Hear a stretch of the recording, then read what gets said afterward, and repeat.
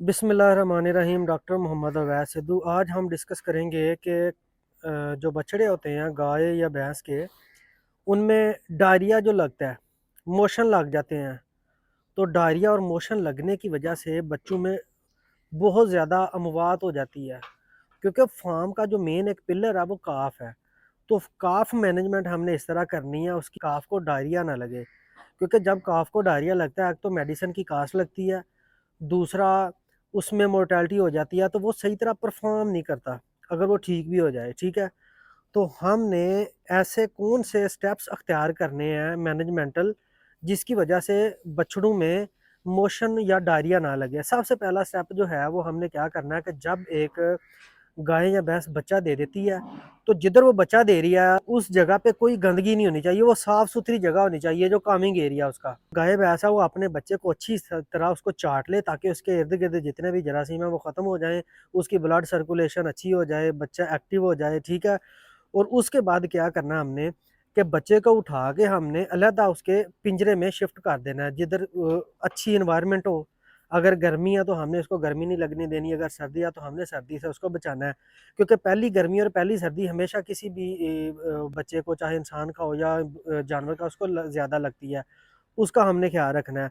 दूसरा हमने क्या करना है कि उसका जो जिधर वो रह रहा है वो साफ़ सुथरी खुश्क जगह होनी चाहिए। उसकी जो नाफ है उसके ऊपर हमने आयोडीन सोल्यूशन जो है या आयोडीन वो लगा देनी है। और सबसे जो मेन इंपॉर्टेंट चीज़ है जिसकी वजह से क्योंकि बच्चे का जो मदाफ़ती निज़ाम होता है जब वो पैदा होता है उसमें बहुत कमज़ोर होता है, तो उसको नमूनिया या मोशन डायरिया लगने के जो चांसेस होते हैं वो बहुत ज़्यादा होते हैं।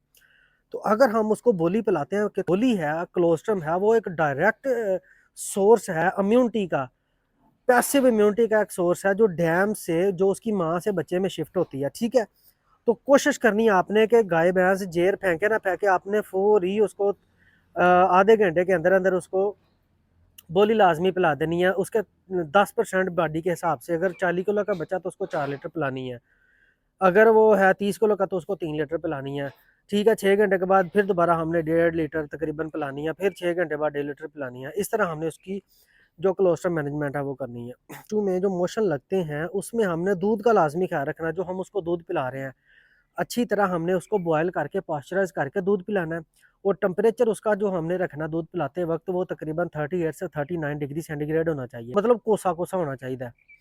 अच्छा, उसके बाद अगर हम बात करें, एक टाइम में हमने दूध नहीं पिलाना। अगर हम अचानक एक ही टाइम में सारा दूध पिला देंगे तो आपको पता बच्चे का मैदा वो जो है वो ख़राब हो जाएगा। तो एक टाइम में आपने नहीं पिलाना, कम से कम 2 दफ़ा उसको पिलाना है, या उसको 3 टाइम पिलाना, ताकि उसकी भूख भी ठीक रहे।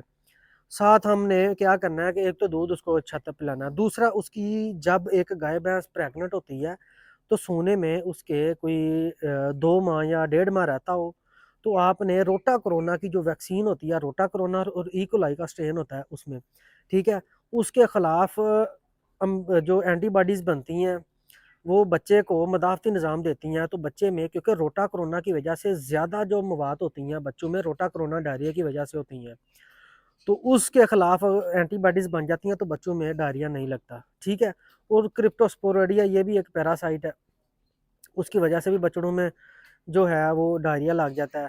ठीक है, तो इस तरह हमने बछड़ों में जो डायरिया की जो प्रिवेंशन है इस तरह करनी है, ताकि हमारे फार्म के जो मेन पिलर हैं, जो फार्म का जो फ्यूचर हैं, उनकी सेहत अच्छी हो, उनको डायरिया ना लगे। ठीक है, और मेन इंपॉर्टेंट चीज़ है काफ को हमने इस तरह का इन्वायरमेंट देना, उसको हमने काफ की जो गट हेल्थ को इम्प्रूव करने के लिए हमने उनको प्रीबायोटिक प्रोबायोटिक्स देने हैं।